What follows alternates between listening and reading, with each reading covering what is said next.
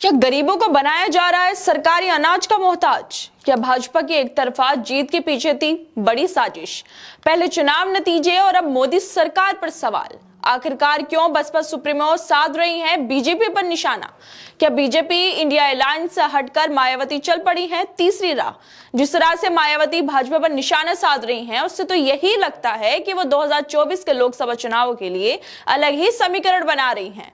दरअसल बहुजन समाज पार्टी के नेता मायावती ने डॉक्टर भीमराव अंबेडकर की पुण्यतिथि के मौके पर गरीबी, महंगाई और सरकारी अनाज पर गरीबों की वजह से मोहताज होते लोगों का मुद्दा उठाया।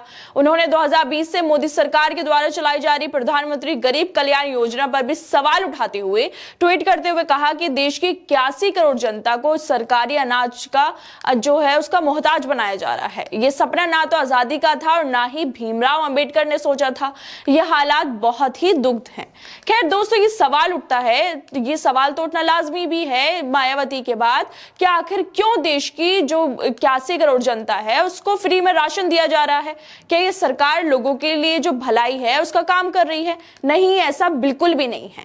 जबकि सोचने वाली बात तो यह है कि देश की आधी से ज्यादा आबादी गरीब हो चुकी है, लोगों के पास खाने को नहीं है, भुखमरी से परेशान है, नौकरी नहीं है। इसी को लेकर मायावती ने आगे कहा कि देश में रोटी रोजी की कमी और महंगाई की मार की वजह से आमदनी अठन्नी भी नहीं है पर खर्चा रुपया हो गया है, जिसकी वजह से गरीब, मजदूर, छोटे व्यापारी, किसान, मध्यम वर्ग सहित सभी मेहनतकश समाज की हालत प्रभावित और चिंतनीय है। जबकि भाजपा सरकार संविधान को सही से लागू करके इन सबको सुधार सकती थी।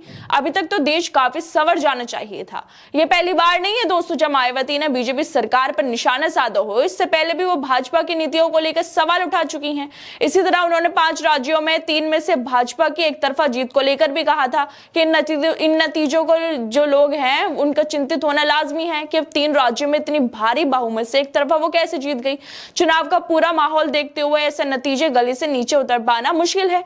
चुनावी माहौल में पार्टियों के बीच कांटे की टक्कर थी, लेकिन नतीजे बिल्कुल अलग होकर पूरी तरह से एक तरफा हो गए हैं, जो चिंताजनक है। खैर दोस्तों, आप लोगों को क्या लगता है कि जिस तरह से मायावती भाजपा पर निशाना साध रही हैं, इंडिया अलायंस के साथ जुड़ने का उनका भी कोई मूड नजर नहीं आ रहा है। ऐसे में क्या माना जाए कि मायावती 2024 लोकसभा चुनाव में अकेले ही अपने दमखम पर चुनाव लड़ेंगी, या फिर हो सकता है कि आने वाले समय में उनका यह फैसला बदल भी जाए? कुछ भी हो सकता है। और देखने वाली बात तो यह रहेगी कि 2024 के चुनाव के लिए मायावती कैसे अपनी रणनीति बनाती हैं और कैसे लोगों को अपनी तरफ लाने में कामयाब हो पाती हैं।